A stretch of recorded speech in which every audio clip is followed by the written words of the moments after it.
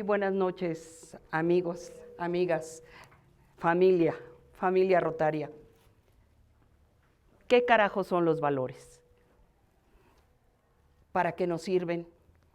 ¿En dónde están? ¿Están en el corazón? Eso decían hasta la edad antigua, la edad media, que los valores estaban en el corazón. ¿Se están perdiendo los valores? Estas preguntas son fundamentales y rondan prácticamente en todas las personas. Muy secretamente preguntamos, muy asustados, ¿se están perdiendo los valores? Es que, ¿qué son los valores? Bueno, algunas de estas preguntas yo quisiera compartir con ustedes algunas respuestas de la investigación que he realizado, una investigación científica, no estadística, acerca de qué son los valores. Les comparto que Jorge, comerciante de 56 años, me dijo, ¿los valores? Pues no son esas cosas que transportan los camionetotes que están blindadas y que los sacan de los bancos. Y le dije, bueno, sí, don Jorge, esos son valores y también son importantes, nada más que esos son valores monetarios. Y inmediatamente él me dijo, bueno, es que en realidad ya es lo único que vale porque los valores se están perdiendo. Rafael, un estudiante de 18 años, me dijo, esa pregunta sí me la sé, porque mi mamá se la pasa diciéndonos, el que no tiene valores no sabe quién es. Y todos los días nos dice, levántate temprano, el que madruga, Dios lo ayuda.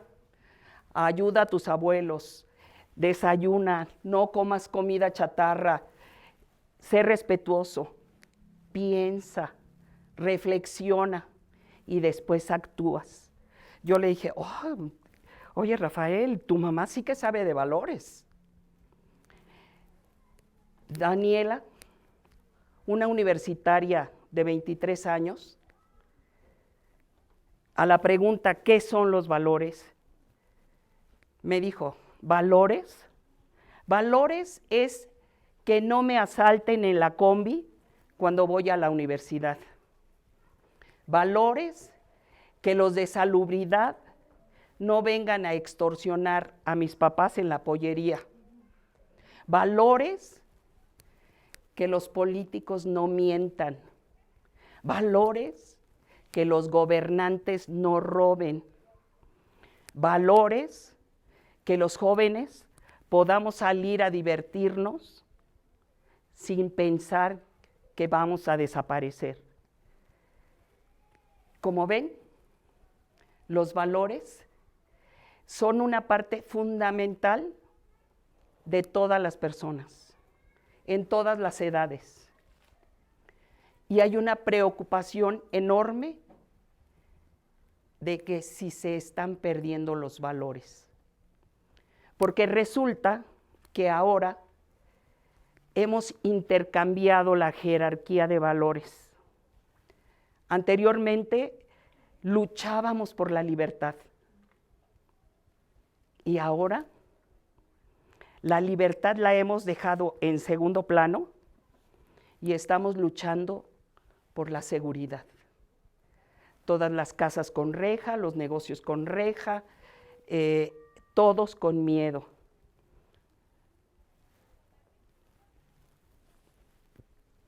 ¿Son valores o son antivalores?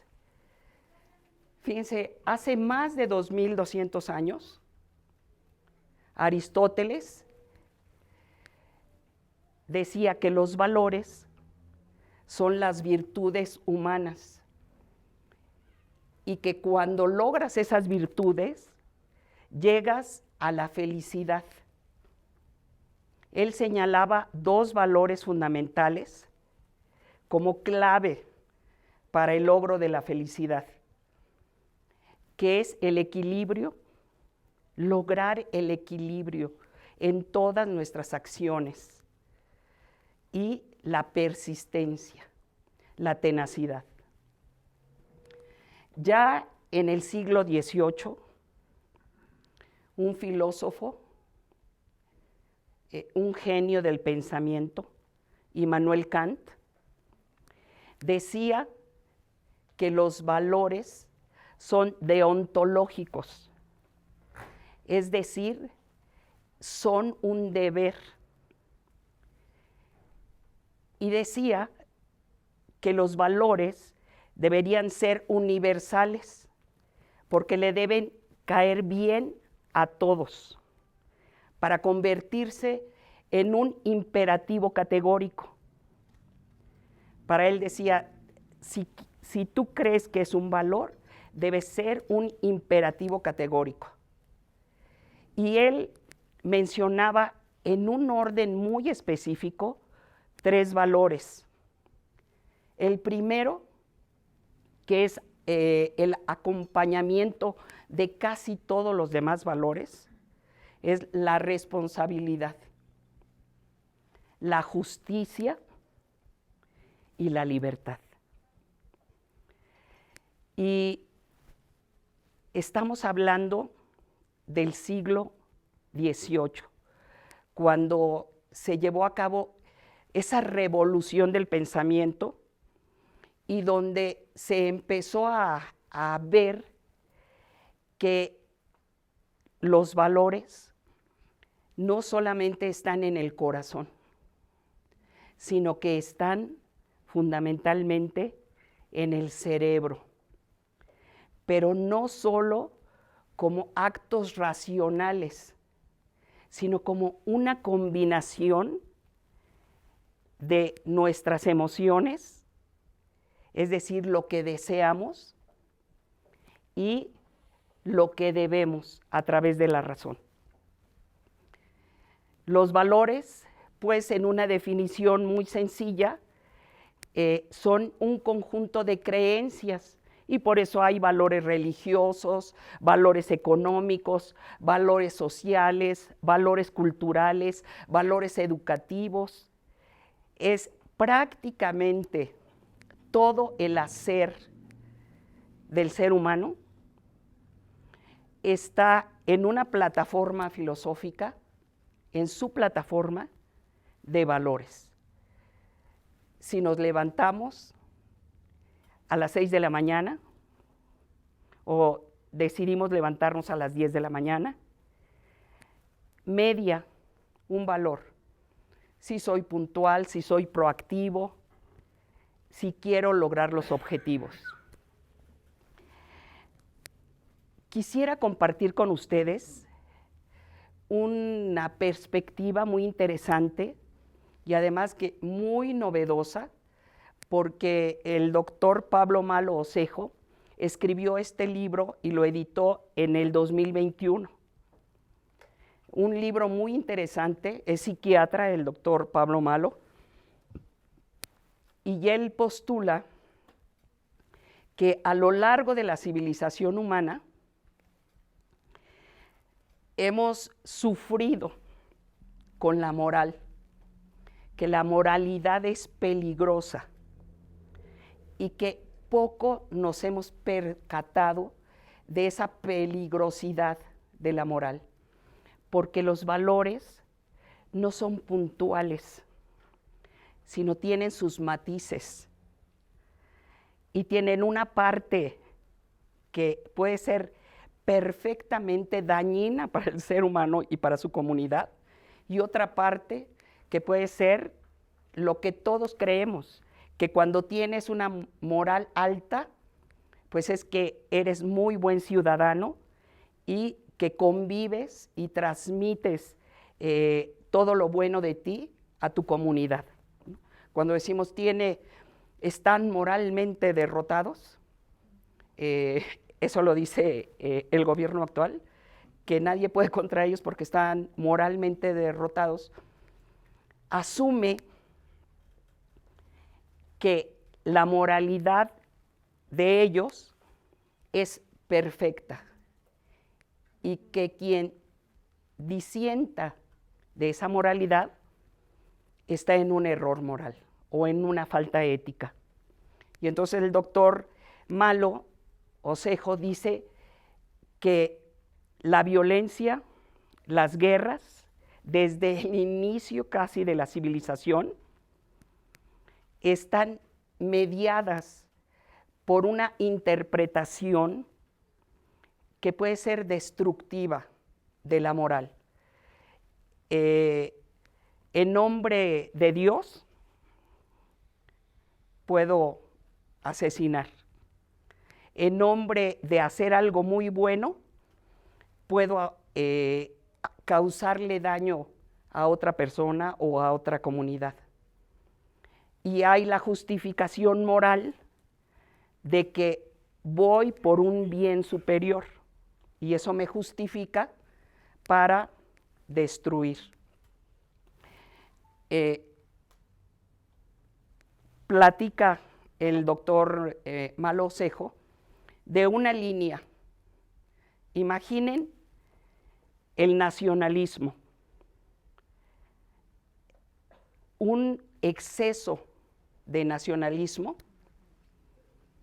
nos puede llevar a la Segunda Guerra Mundial y haber asesinado a 60 millones de personas, 20 millones de soldados y 40 millones de ciudadanos.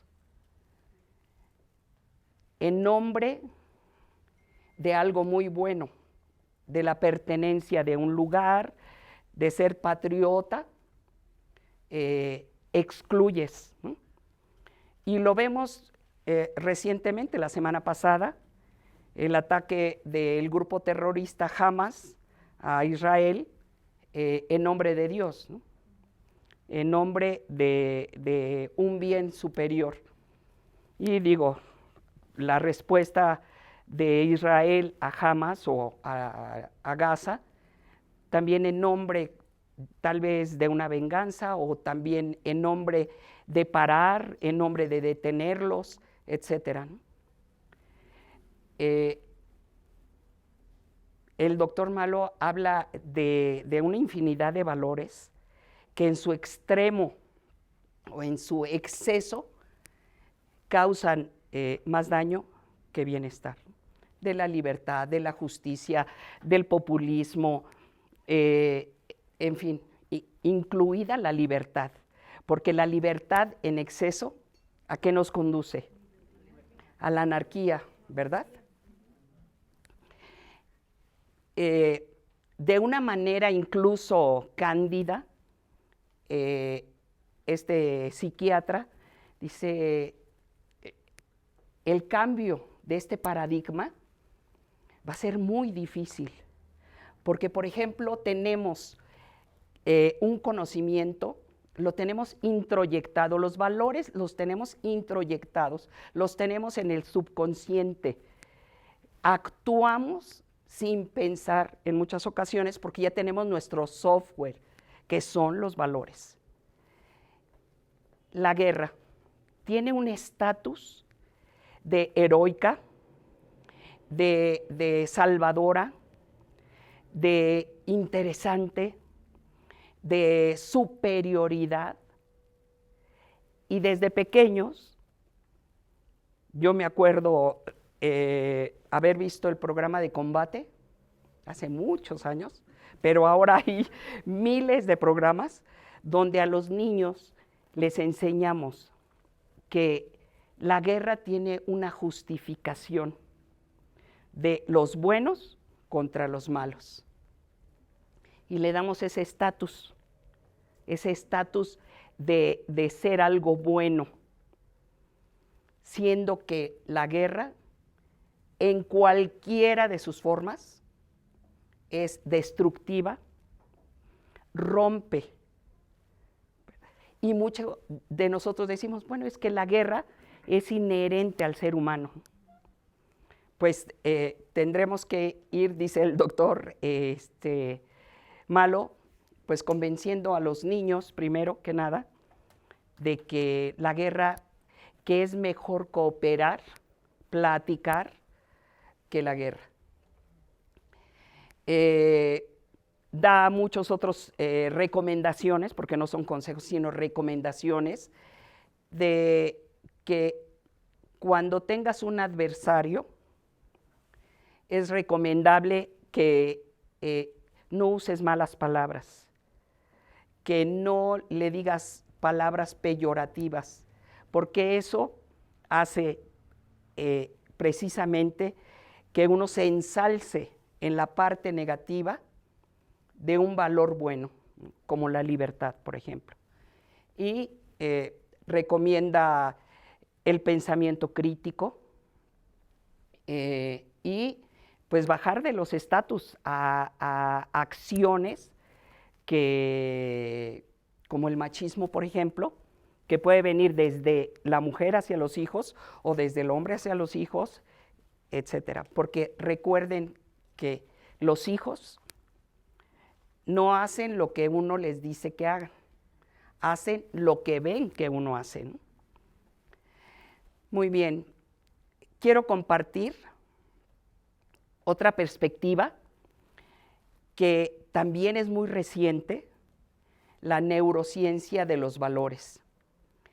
Fíjense que apenas en el siglo XIX, a finales del siglo XIX, el doctor Ramón Santiago, que ganó el premio Nobel por estas investigaciones, descubrió cómo se comunican las neuronas, cómo se realiza la sinapsis.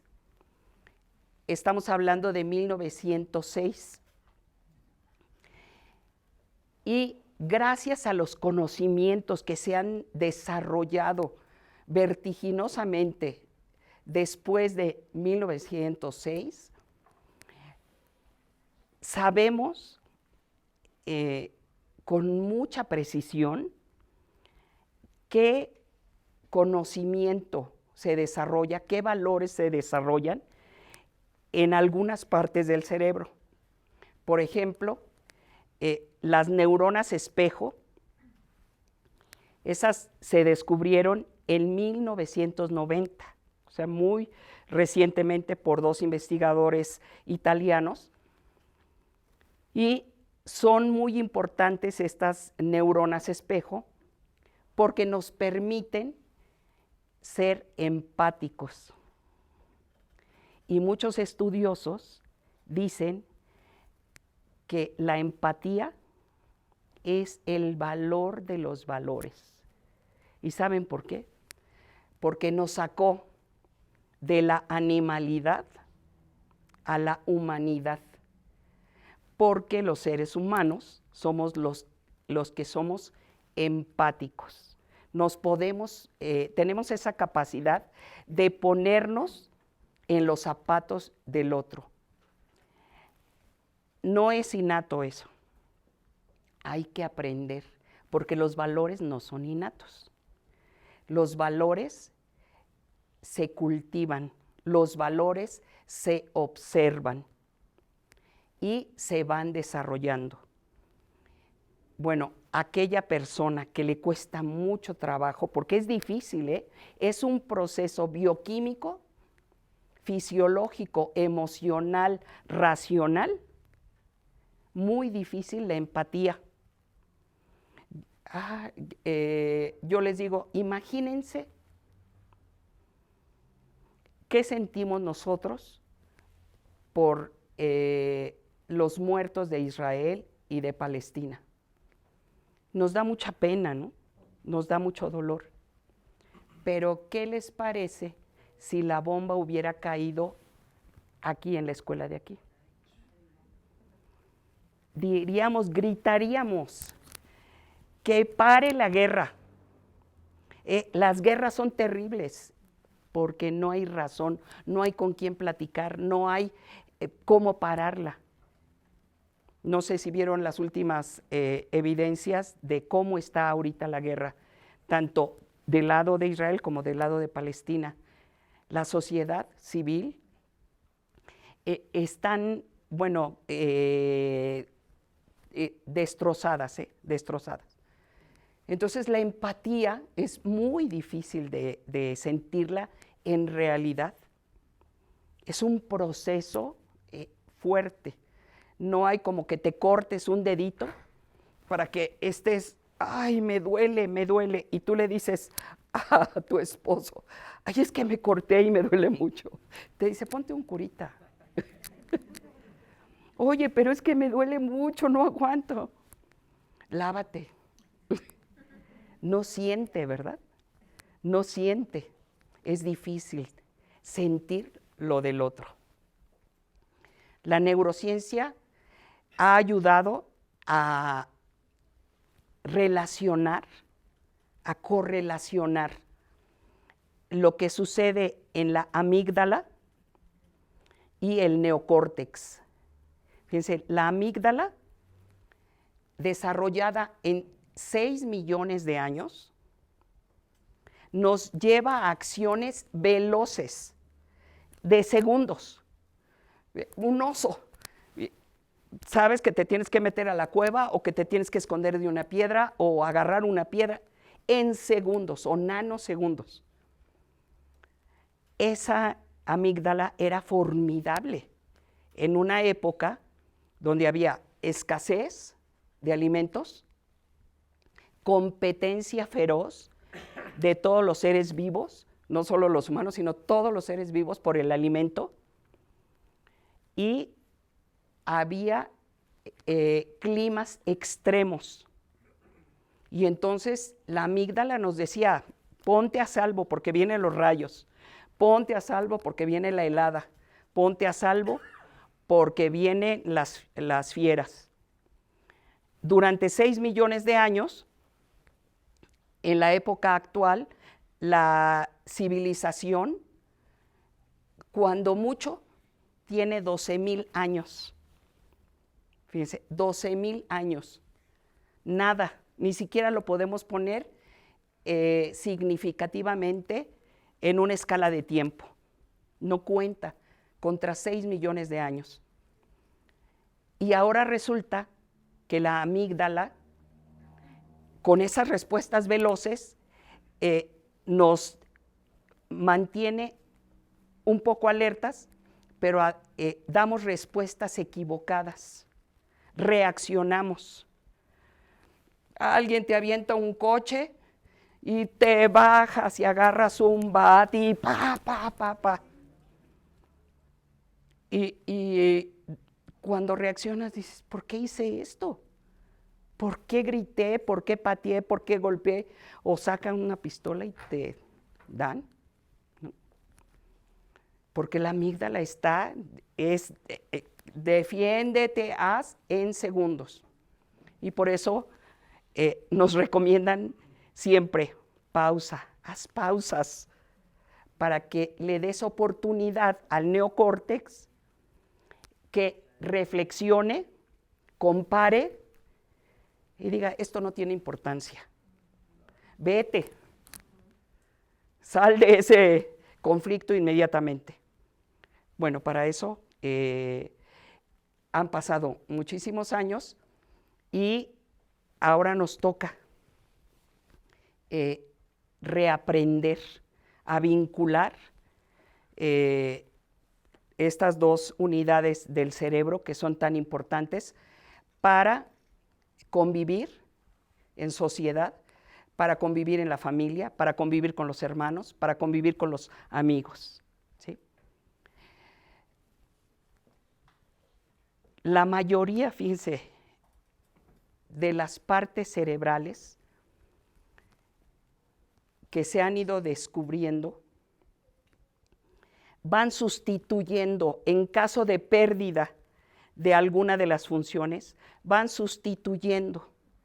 O sea, tienen la magia de sustituir para llegar al valor fundamental que nos ha permitido cooperar y que nos ha permitido llegar a la civilización y a la modernidad, a la innovación que actualmente estamos, que es la empatía. Pero quiero comentarles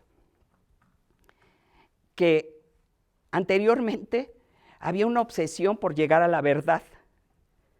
Los pensadores, Augusto Comte decía, lo tenemos resuelto. Si sabemos cómo funciona la razón, con el conocimiento, todos los conflictos van a estar resueltos. Pero resulta que cada uno de nosotros podemos tener una perspectiva y ver una M o ver una W. Depende de tu experiencia de vida. Y entonces resulta que la verdad es un consenso en realidad. Estarán de acuerdo en que aquí hay dos pantallas, ¿verdad? Todos estamos de acuerdo que hay dos pantallas. Esa es la verdad, es el consenso, porque la verdad es muy subjetiva. ¿Y por qué subjetiva? Pues porque depende de la experiencia, del conocimiento de cada individuo. La verdad se filtra en cada cerebro humano, cómo ve de acuerdo a su experiencia, cómo ve de acuerdo a su conocimiento. Una parte muy importante de esta plática es que está dirigida especialmente para los jóvenes, porque los jóvenes de hoy, de estas generaciones, de la generación de los 90, de los 2000, 2010, están sufriendo muchísimo, muchísimo, porque los cambios han sido tan dramáticos con la digitalización, con la pérdida laboral de trabajos tradicionales, con el reconocimiento de una nueva educación que se requiere, que los jóvenes ya no saben a qué horizonte van a llegar. Esta angustia es muy válida. Tenemos que aprender los adultos, que somos de otras generaciones, tenemos que reconocer este sufrimiento de estos jóvenes, porque en México, en 1990, tú veías las estadísticas de suicidios y México era de los últimos lugares en suicidios. Y pues ahora el suicidio se ha incrementado en todo el mundo, porque los jóvenes se sienten muy desesperanzados. Ya no les atrae el modelo que nosotros les estamos dando. Oye, te casas, golpeas, engañas, repites, trabajas, ya no les atrae. Las carreras, oye, mira, 5 años, échale ganas, la carrera fulanita de tal, y terminan, resulta que no hay trabajo, porque el trabajo está cambiando. 1984 leí un libro que decía, la tendencia mundial es que el trabajo va a desaparecer. 1984, Cuando tú le platicabas a alguien de que iba a desaparecer, se burlaban un poco de ti, decían, ¿cómo crees que va a desaparecer? En la forma, en la tradicional de ser un empleado, de que, etcétera, va a desaparecer, pues está desapareciendo. Pero hay que enseñarle a los jóvenes que está desapareciendo esa manera de trabajo. Pero un joven tiene que ser ahora, tiene que desarrollar su abanico de valores con las nuevas condiciones, con el nuevo contexto. Es hoy más que nunca los jóvenes tienen que ser emprendedores, tienen que desarrollar su propio trabajo, porque nosotros en la curva normal del trabajo, los mexicanos, podríamos decir que estamos en una parte todavía que va a tardar 10, 15 años, 20 años, en donde la mayoría pueda ser empleado, etc. Pero en 50 años, en 30 años, la manera de trabajar va a ser completamente diferente. Y tenemos que enseñarles a nuestros hijos a tener un pensamiento crítico, a reflexionar, a preguntarse por su salud mental, a preguntarse, ¿cuáles son mis valores? Yo le apuesto a la verdad, le apuesto al trabajo, le apuesto a la responsabilidad, le apuesto a la innovación, quiero viajar, me gustan los viajes, quiero desarrollar algo. Tenemos que enseñarles a que se pregunten. Los valores, la reflexión de los valores, arranca desde las preguntas, esa capacidad de preguntarte, ¿cuáles son mis valores? ¿Cuál es mi plataforma? ¿Qué quiero? ¿A dónde voy? Eso es muy importante, porque si un joven no sabe cuáles son sus valores, puede llegar incluso a la depresión, tanto psicológica como material, a querer meterse en un jueguito digital y sumirse en ese jueguito. Es muy importante que nosotros les enseñemos a reflexionar. Y yo, de toda la investigación que he realizado, rescaté 10 puntos fundamentales que les recomiendo a los jóvenes y a todas las personas. Es como la búsqueda de saber quién soy y saber qué quiero y qué estoy dispuesto a hacer para obtener lo que quiero. Y pasa por lo que decían los griegos como algo fundamental: conócete a ti mismo. Y conocerse a uno mismo significa estar consciente en tu presente, en tus anhelos, en tus sueños, en tus deseos, en tus limitaciones, en tus ventajas y en tus desventajas. No tenerle miedo a los errores. Ya casi me tengo que ir, pero ya terminamos. No tener miedo a los errores, porque el error no está opuesto al éxito. El error empuja el éxito. Muchísimas gracias. Espero que muy pronto salga el libro, ¿Qué carajos son los valores?, y lo pueda compartir con ustedes. Muchas gracias.